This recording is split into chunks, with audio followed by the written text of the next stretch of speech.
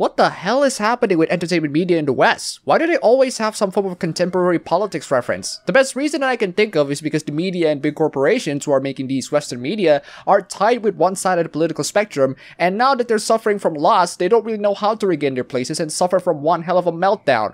To be able to introduce for the first time ever anywhere the 45th President of the United States of America, Donald J. Trump.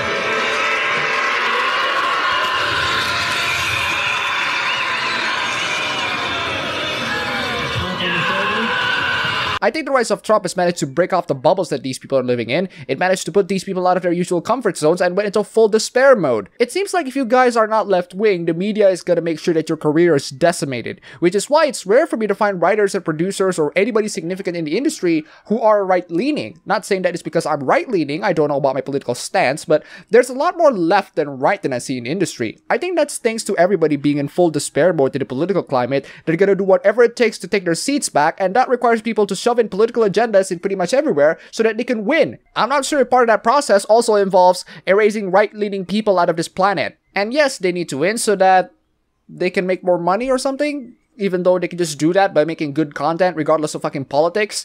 Thankfully, this sort of thing doesn't happen in Japan, which is why Japanese games are more successful these days, and Westerners are jealous on why they're successful, which is why they decided to bash these games at every opportunity they can.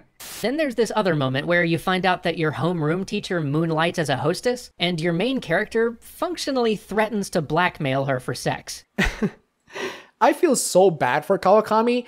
2 freaking blackmails. Oops, spoilers.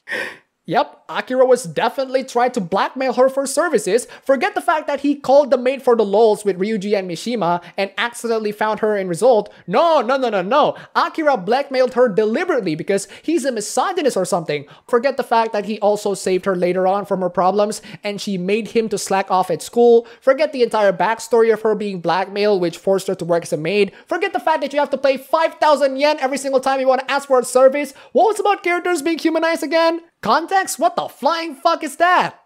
Anyway, why am I talking about political values in the entertainment media? Well, one, I begin to notice them more and more, and it's only a matter of time before it seeps into some of my favorite works. They do in some, and I'm horrified to know what the future is going to be when these people are holding monopoly over the entertainment media. I think this is why I need to step in and make my own production company of games and TV and movies, which is why you guys should donate to my PayPal and Patreon or something. And 2, it's thanks to this really bizarre news about the freaking Emoji Movie. One of the voice actors of the movie was TJ Miller, Weasel from Deadpool, and here's what he had to say. Actor insists Emoji Movie will fight Trump, make young people adopt progressive values.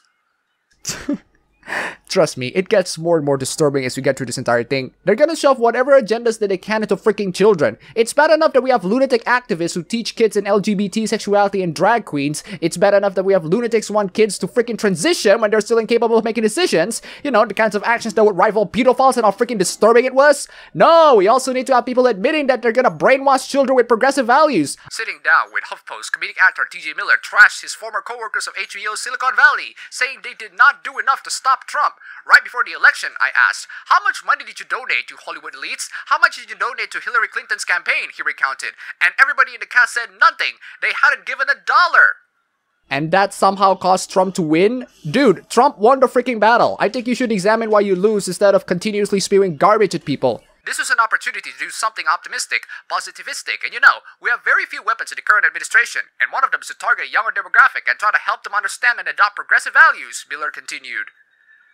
Target a young demographic and help them understand progressive values. Jesus Christ, you're insane. How about let children make up their own freaking minds of what they want to learn? The idea of Emoji Movie is freaking cancerous, but on the top of that, we have someone who wants the Emoji Movie to have progressive values being taught to freaking children. The movie has a lot to say about women and how they have limitless potential, and one of the characters literally breaks through a glass ceiling, he added. Ha ha ha ha ha ha ha ha ha ha ha ha ha ha ha ha ha. Pick up that coffee. Throw it in your face. Ah! Come on, Junkie.